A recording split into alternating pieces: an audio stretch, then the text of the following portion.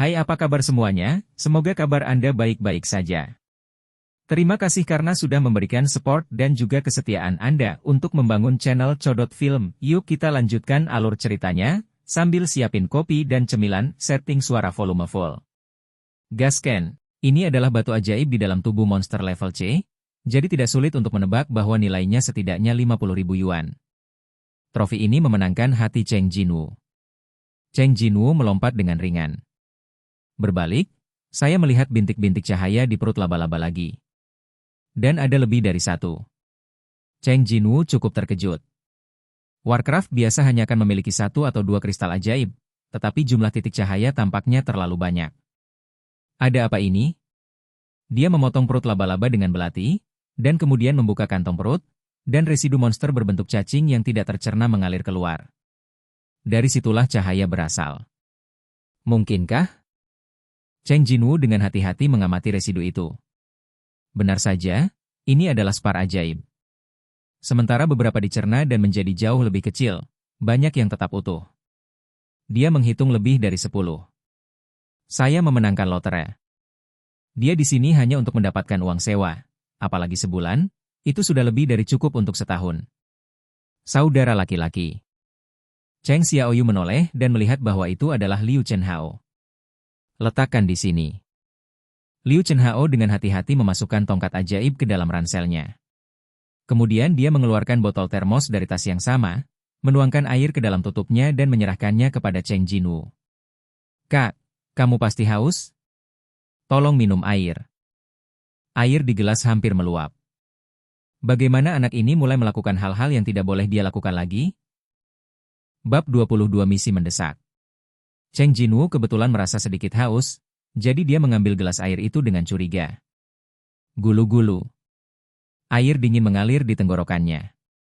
Kakak, bagaimana perasaanmu? Tanpa disadari, ternyata alamat tersebut juga sudah menjadi kakak. Wah, lumayan keren. Setelah Cheng Jinwoo selesai mengungkapkan pikirannya, dia mulai berbicara tentang bisnis yang serius. Semua yang Anda lihat di sini hari ini. Sebelum Cheng Xiaoyu selesai berbicara, Liu Chenhao berkata dengan gugup. Tentu saja. Aku tidak akan mengatakan sepatah kata pun, bahkan jika aku mati. Tidak, tidak perlu hidup atau mati. Lalu bagaimana saya bisa melakukannya?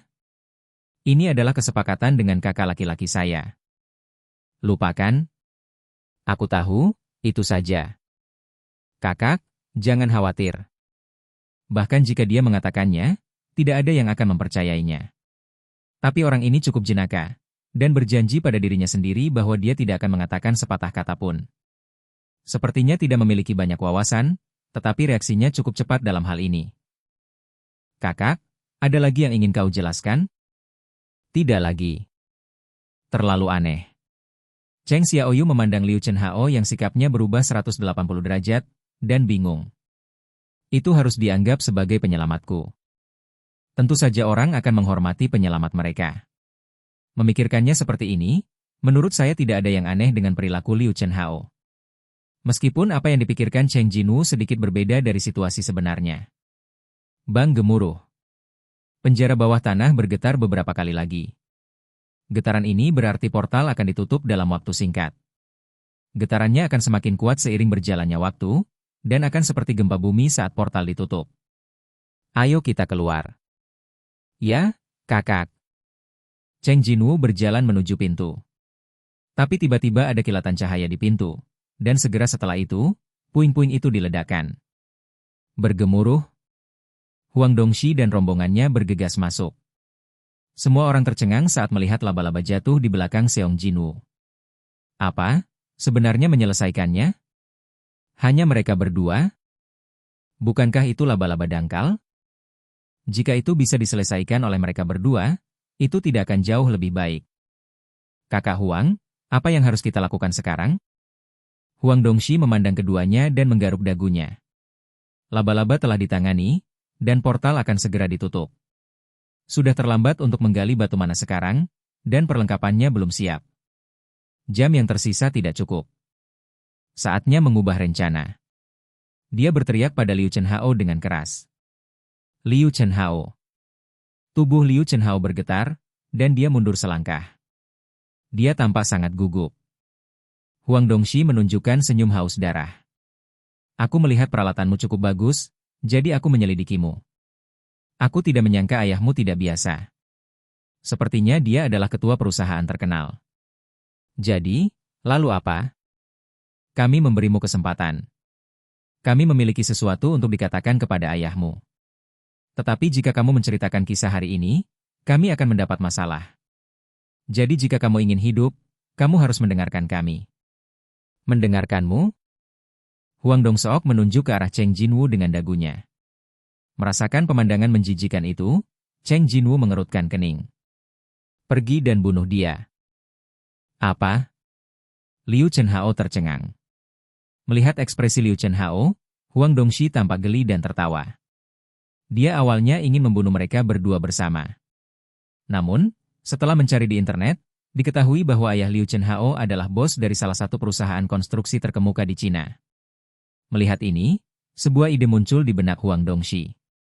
Mereka memfilmkan proses Liu Chenhao membunuh Cheng Xiaoyu, dan kemudian meminta uang berdasarkan itu. Kekayaan Liu Minghan hampir 60 miliar seperti yang diketahui dunia, bukan? Saya tidak tahu berapa kali batu mana ini. Ini adalah satu-satunya cara Anda dapat bertahan hidup. Hanya setelah membunuh Cheng Jinwu dengan tangan Anda sendiri, Anda dapat bertahan hidup. Kalau tidak, kalian akan mati di sini bersama. Mata Huang Dongxi bersinar dengan cahaya dingin yang haus darah. Mengapa kamu masih ragu-ragu? Lagi pula tidak akan ada yang tahu apa yang terjadi di sini. Apakah kamu masih takut dengan pemburu peringkat itu? Liu Chenhao melihat ke samping. Cheng Jinwu mengangkat bahu, memberi isyarat agar dia santai. Liu Chenhao secara tragis menghunus pedangnya. Akhirnya mengambil keputusan. Huang Dongxi mengaitkan bibirnya. Tetapi hasilnya tidak terduga. Liu Chenhao mengangkat pedangnya dan berdiri di depan Cheng Xiaoyu. Apakah kamu akan menolak dengan dia? Huang Dongxi berpikir, jika generasi kedua yang kaya ini mengalahkan bos tingkat C, dia akan merasa tak terkalahkan, bukan? Zhao Xiaohui bertanya pelan dari samping. Saudaraku, apa yang harus kita lakukan sekarang? Agar tidak membiarkan Cheng Xiaoyu dan Liu Chenhao mendengar, Huang Dongxi berbisik. Singkirkan Cheng Jinwu dulu. Masih ada jalan keluar. Kerugian kita hari ini tidak sedikit. Oke, itu satu-satunya cara. Tangan Zhao Xiaohui memancarkan cahaya yang menyilaukan. Cheng Jinwu menyipitkan matanya. Kita masih harus berjuang. Ini adalah pertama kalinya Seong Jinwu melawan seorang pemburu. Tapi dia tidak cukup baik untuk dengan mudah melepaskan orang-orang yang mendambakan hidupnya. Tapi, pada saat ini, gemerincing. Bunyi bip mekanis terdengar lagi. Misi darurat dibuat. Misi mendesak? Cheng Jinwu mengangkat kepalanya. Sebelum Cheng Jinwu dapat berbicara, sebuah jendela tugas muncul di depannya. Pertama kali hal seperti ini terjadi. Oke guys, jangan lupa like, comment, share, and subscribe di channel Codot Film. See you next video. Piece out and bye-bye.